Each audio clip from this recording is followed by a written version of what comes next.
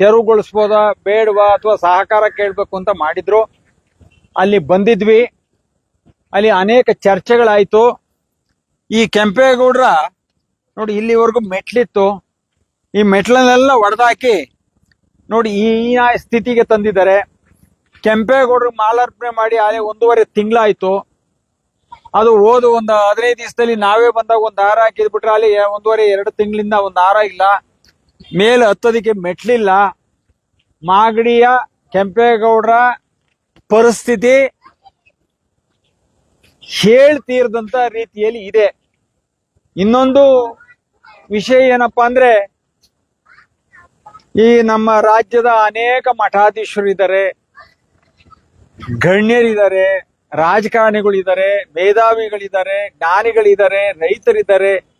ಯಾರೂ ಸಹ ಇದು ಮಾಡ್ತಾ ಇರೋದು ಸರಿ ಇಲ್ಲ ಅಂತ ಒಂದೇ ಒಂದು ಮಾತನ್ನ ಹೇಳಲಿಕ್ಕೆ ಯಾರು ಮುಂದೆ ಇಲ್ಲ. ಅಂದ್ರೆ ಕೆಂಪೇಗೌಡರ ಮೇಲೆ ಎಷ್ಟು ಅಭಿಮಾನ ಇಟ್ಕೊಂಡಿದ್ದಾರೆ ಈ ಜನನಾಯಕರು ಅಂತ ಹೇಳಿ ಒಂದು ಅರ್ಥ ಆಗ್ತದೆ. ಇವೆಲ್ಲ ಘಟನೆಗಳು ನೋಡ್ತಾ ಇದ್ದೀವಿ. ಈಗ ಜೂನ್ 26ನೇ ತಾರೀಕು ಕೆಂಪೇಗೌಡರ ಜಯಂತ್ಯೋತ್ಸವ ಆಗಮಿಸ್ತಾ ಇದೆ. ಆವತ್ತು ಊರಿಗೆಲ್ಲ ಡಂಗೂರ. ಏನು ರಾಜ್ಯದ ಎಲ್ಲಾ ಜನರು ಬೆಂಗಳೂರಿಗೆ ಬರಬೇಕು, ಏನಾದ್ರೂ ವೈಭವನ ದೇಶಕ್ಕೆ ವಿದೇಶಕ್ಕೆ ಹೇಳಬೇಕು, ಎಲ್ಲವನ್ನ ಮಾಡ್ತೀರಿ. ಮೂಲ ಕೆಂಪೇಗೌಡರ ಜಾಗದಲ್ಲಿ ಇಲ್ಲ ಅನ್ಯಾಯವನ್ನ ಒಬ್ಬ ವ್ಯಕ್ತಿಗಳು ಖಂಡಿಸಲ್ವಲ್ಲ. ಏನಾಗಿದೆ ನಿಮ್ಗೆಲ್ಲ?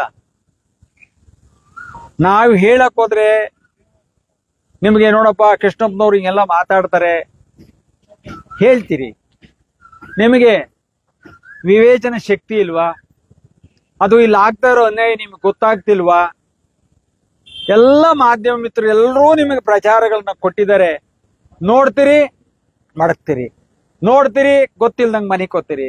ಇದು ಯಾವ ನ್ಯಾಯ ಸ್ವಾಮಿ? ನೋಡಿ, ಇವತ್ತು ತಿಂಗಳಾನ್ಗಟ್ಲೆ 2-3 ತಿಂಗಳಿಂದ ಕೆಂಪೇಗೌಡರಿಗೆ ಒಂದು ಮೆಟ್ಲಿಲ್ಲ, ಒಂದು ಹೂವ ಇಲ್ಲ, ಅವ್ರಿಗೆ ಗುಡಿಸೋರು ಇಲ್ಲ ಅಂತಂದ್ರೆ ಇವತ್ತು ಕೆಂಪೇಗೌಡರ ಪರಿಸ್ಥಿತಿ ಇಂಥ ಒಂದು ಕೆಟ್ಟ ಪರಿಸ್ಥಿತಿ ಆಗಿದೆ. ಈ ಮಾಗಡಿಲಿ ಎಷ್ಟು ಅನ್ಯಾಯ ನಡೀತದೆ, ಎಷ್ಟು ಸಾರಿ ಕಂಪ್ಲೇಂಟ್ ಮಾಡಿದ್ದೀವಿ. ಯಾವ್ದಕ್ಕಾರು ಒಂದೇ ಒಂದು ಬೋಲ್ಡ್ನ ತಗೊಂಡೋಗಿ ನೀವು ಹಾಕಿದ್ದೀರಾ? ನಿಮ್ಮ ಇಲಾಖೆಯಿಂದ ಹಾಕಿದ್ದೀರಾ? ಇಲ್ಲ.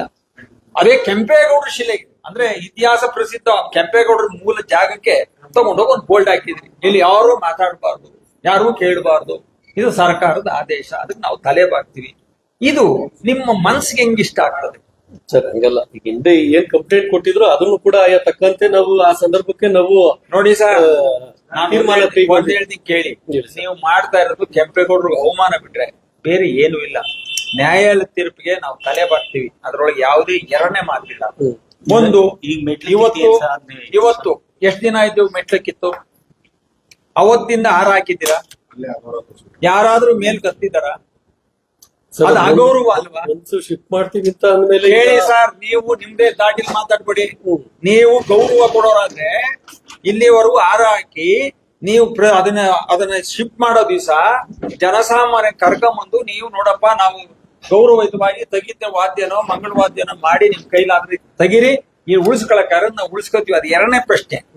ನೀವು ಏನೋ ಮಾಡ್ತೀರ, ಮೆಟ್ಲು ಕಿತ್ತಾಕ್ಬಿಟ್ಟು ಮೇಲೆ ಒಂದು ಹಾರನೂ ಹಾಕ್ದಂಗೆ, ಕಸನೂ ಹೊಡಿದಂಗೆ, ಅಷ್ಟು ಧೂಳು ಮಣ್ಣು ಎಲ್ಲ ಸುತ್ತ ಸುರಿದು ಬಿಟ್ಟು ಇವತ್ತು ಹಾಳು ಕೊಂಪೆ ಮಾಡಿದ್ರಲ್ಲ, ನಿಮ್ಗೆ ಹೆಂಗ್ ಮನ್ಸ್ ಬರ್ತದೆ? ನಿಮ್ಗೆ ಈ ಸ್ಥಾನದಲ್ಲಿ ಕೂತ್ಕೊಂಡು ನೋಡೋದಕ್ಕೆ ಹೆಂಗ್ ಮನ್ಸ್ ಬರ್ತದೆ ನಿಮ್ಗೆ? ಹೆಂಗ್ ಬಂತು? ಒಂದ್ಸಲ ನಾವು ಹ್ಯಾಂಡ್ ಓವರ್ ಮಾಡಾದ್ಮೇಲೆ ಅವ್ರು ಹ್ಯಾಂಡ್ ಓವರ್ ನಿಮ್ ಕತೆ ಹೇಳ್ಬೇಡ್ರಿ. ನಾವ್ ಹೇಳ್ತಾ ಇರೋದು ನಿಮ್ಮ ವ್ಯಾಪ್ತಿಲಿ ಶಿಫ್ಟ್ ಮಾಡೋದಕ್ಕೆ ನಾವು ಅವ್ರಿಗೆ ಅಧಿಕಾರ ಕೊಟ್ಟು ಹೊಡಿಯಕ್ಕೆ ಯಾವನ್ ಅಧಿಕಾರ ಕೊಟ್ಟ ನಿಮ್ಗೆ? ಯಾವನ್ ಅಧಿಕಾರ ಕೊಟ್ಟ ನಿಮ್ಗೆ? ಕೆಂಪೇಗೌಡರ ಪ್ರತಿಮೆಯನ್ನ ಅವ್ರು ಮಾಡಕ್ ಆಗ್ಲಿಲ್ಲ ಅವ್ರ ಕೈಲಿ. ಈಗ ಯಾರೋ ಒಬ್ರು ಸಮಾಜ ಸೇವಕರು ಮಾಡಿದ್ರಲ್ವಾ ಕೆಂಪೇಗೌಡರ ಪ್ರತಿಮೆನ ಮಾಡಿ ತಾಲೂಕಲ್ಲಿ ಮೊದಲನೇ ಬಾರಿಗೆ ಆಗಿರುವಂತ ಕಾರ್ಯಕ್ರಮ. ಬೆಂಗಳೂರು ಕಡೆ ಕೆಂಪೇಗೌಡ, ಮಾಗಡಿ ಕೆಂಪೇಗೌಡ, ಮಾಗಡಿನಲ್ಲಿ ಒಂದು ಶಿಲೆ ಇರಲಿಲ್ಲ. ಅವ್ರು ಸ್ವಂತ ಖರ್ಚಲ್ಲಿ ಯಾರ ಹತ್ರ ₹1 ಹಣ